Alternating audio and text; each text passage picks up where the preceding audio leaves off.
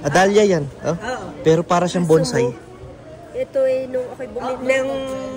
Daming halaman dito. Ano? Parang pambakod lang sa Pinas eh. Oh. Akala nyo damo dito yan? Hindi yan damo dito. Halaman yan. Ayan. Binibili. Hindi naman presyo.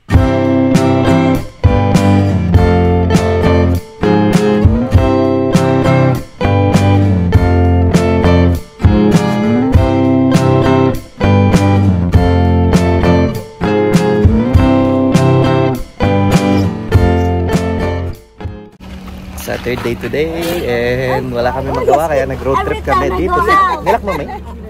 Dito kami sa may Beaver Dam Nursery. Maniningin kami dito ng halaman. Makabili isang puno ng kamatis at isang punong talong. Papaalagaan kay mama. Oh. Isang punong kamatis. Oh, dyan mismo. Sili? Bakit yung katulad ng kamatis ni Binus? Oo nga eh. Meron ka siyang puno. Titingnan natin kung meron dito nga. Ano. Tara sa loob dito muna tayo. Sa loob muna tayo dito.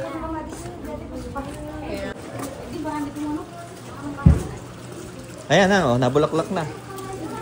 Kamatis. Ay, ma! Ma, oh. Kaganda.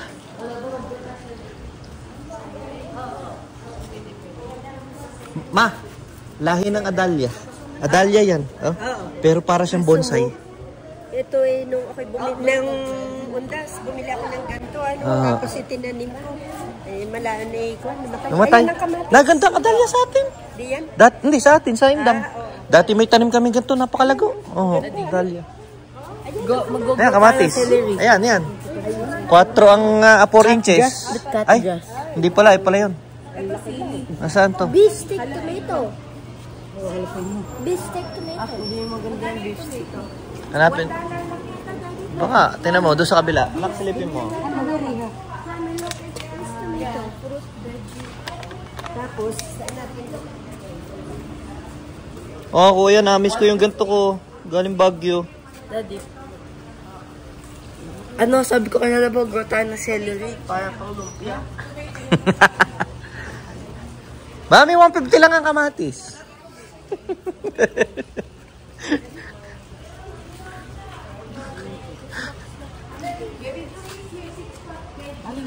Ayan, nang.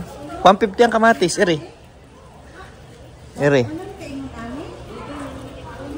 Hindi gagawin din. Parigi ko, parehas lang. Mas maganda yan, ano. Kaya lang, di natin alam kung anong klaseng kakamatis yan, ano. Mami, gamot sa bukol, meron ka? Mayana? Sa pasa? Gamot sa bukol. Yeah.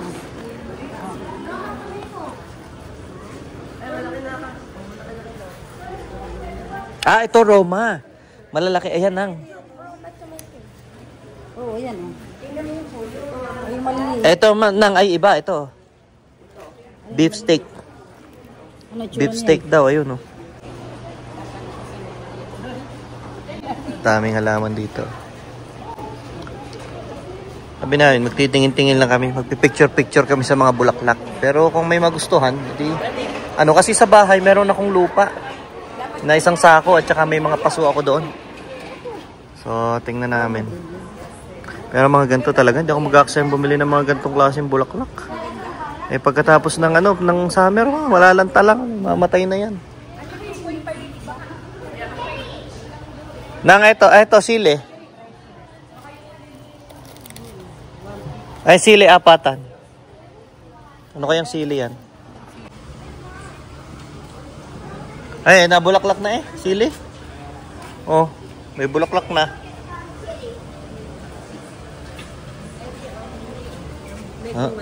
May bunga na? Siling bell pepper siguro. Ano nga kayang sili yan? Ako talaga kung magkakaroon ako ng bahay at ano, ang gusto ko ay perennial. Yung mabubuhay na siya taon-taon. Dati sa Pilipinas, meron kami mga ganyan succulents. Ayan. Yung ganitong klase.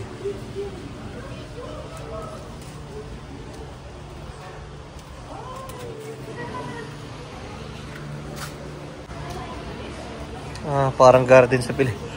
Papunta ka dito. Parang garden sa ano, sa Pinas. Yung mga ganitong tanim, oh. Yung tanim sa bakod sa atin, no? Ay, Yung pambakod. oo. Tapos yung snake plant. Ayan, no? Parang pambakod lang sa Pinas, eh, oh. Talaga pala yun eh, nabibili dito. Ayan, Oo. ang auditorium eh. Ano, Antorium, 21? Ay, 21. 20. 22. 21. 22 ang Antorium. Ito pa, oh, fire flash plant. Ano lang yan eh, yung tinatabas lang sa mga bakod eh. Hawili. Oh, yung natunog yung pinatutunog namin yun eh, yung dulo niyan. Yan, sa Pilipinas, yung mga bakuran, may mga ano, yung dulo na yan, ginagawa namin parang nagwi-whistle ka gamit yan. Yan, oh. Ha? Aling cactus? Ito pala yung Christmas cactus ang tawag. May nahingian ako dito eh. Nabuhay. So, try namin ilipat ngayon. Ang ganda ng bulaklak niyan eh. Ayan na, lumalabas. Ayan o. Parang kulay yan ng purple. Ayan, dami. Magandang saging. Ang siguro ang bunga ng saging na rin kulay pula. Ganda.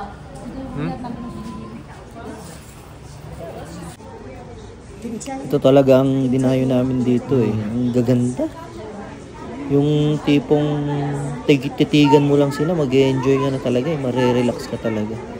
Iba-ibang kulay, iba-ibang klase ng bulaklak. Ito, dahlia to eh, pagkakalam ko. Pero ang kaibahan lang nito dito, maliit pa lang siya pero bumubulaklak na. Sa Pilipinas kasi, yung dating may tanim kaming ganyan, lumalaki sila ng malalaki.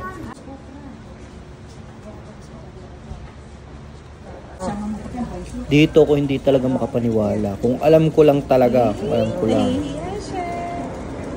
Akala nyo damo dito yan? Hindi yan damo dito. Halaman yan. Ayan.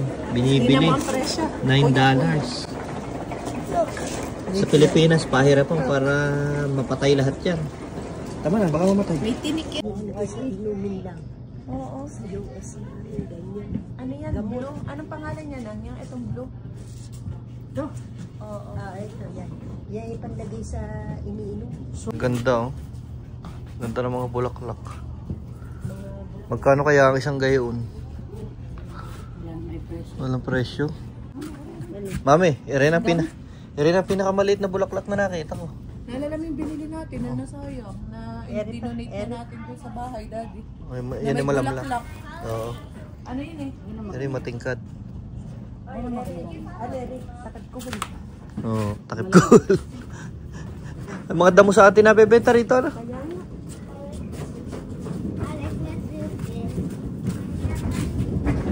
Palong manok. Kalendula. Palong manok. Kalendula. Alin yan? Ito, na bulaklak. Bulaklak din pala yun. Flower na yun. Purple na purple. Perennial kaya to? Ako, parang hindi. Hindi nga siguro. Kalendula. Tingin ko ba'y pang salad ang itsura eh, oh. Makibok choice. Kaso mabalahibo. Ito yung nabulaklak ng parang kuwan. Sa ano marami yan? Sa band? Yan gaya. Pag ngayong summer, dami yan doon. Ang ganda ng mga bulaklak.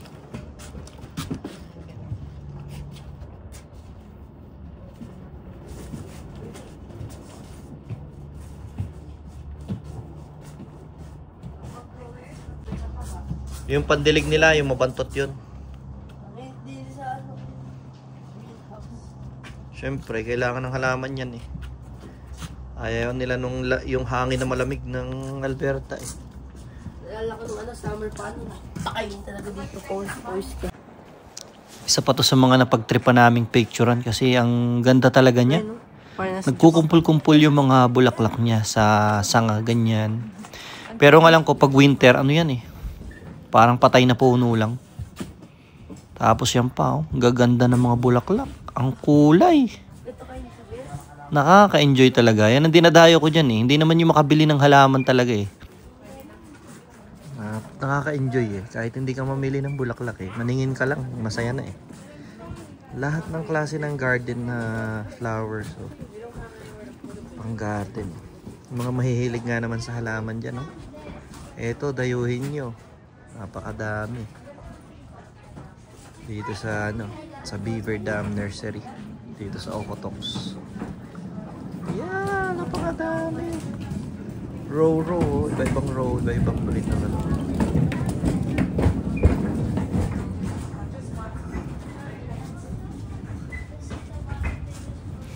Sayang nga lang talaga kasi dito sa Calgary, specifically dito, sobrang igsi lang ng season para makapag-grow, makapag-alaga ng halaman.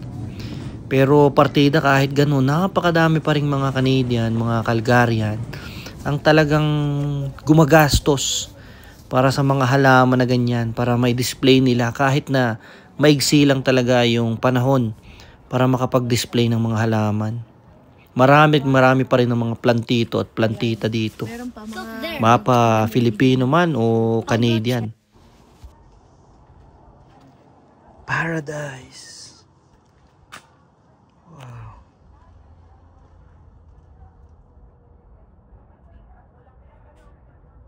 Tagal namin nag-ikot dito sa pamimili ng halaman. Yun, sa kapipili, nakabili naman kami ng kamatis.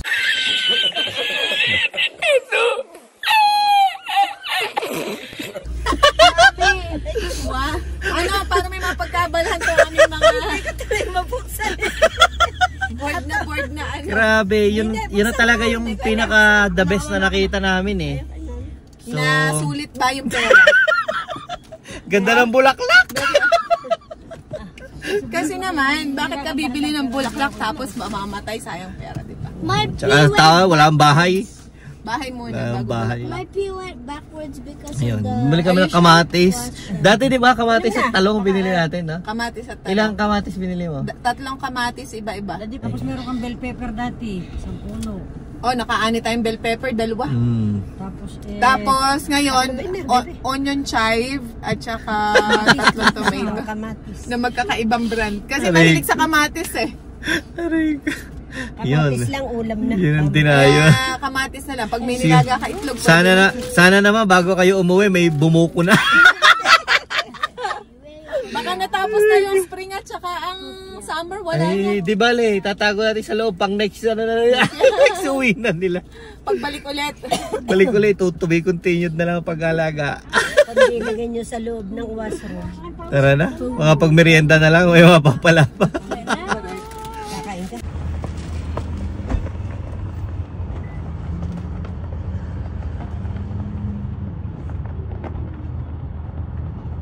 Dito tayo sa Okotoks. May Costco sila, meron silang seafood foods, may bangko, kompleto na, at may Tim Hortons. Doon kami pupunta. Let's go!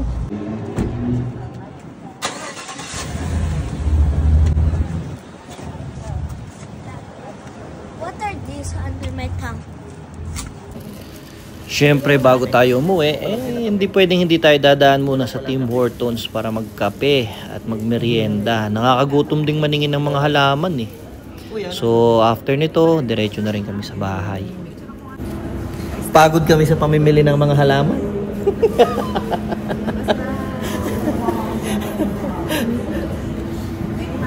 Nandito kami ngayon sa Okotoks. At magmimerienda muna bago umuwi. Wala kami kasing lakad ngayong Sabado na to. Kaya sabi namin, meron kami pinuntahan kanina mga open house na bahay. Tingin lang. And then after namin maningin, diretso kami nga dito sa Okotoks. Tingin kami ng mga halaman. Kaya sabi ko mag-enjoy silang maningin ng mga bulaklak doon. At yun, hanggang dito na lang ulit guys ang pasyal vlog na ito ulit, no? At salamat sa pagsama sa amin. See you on the next one. Bye. Thank you for watching.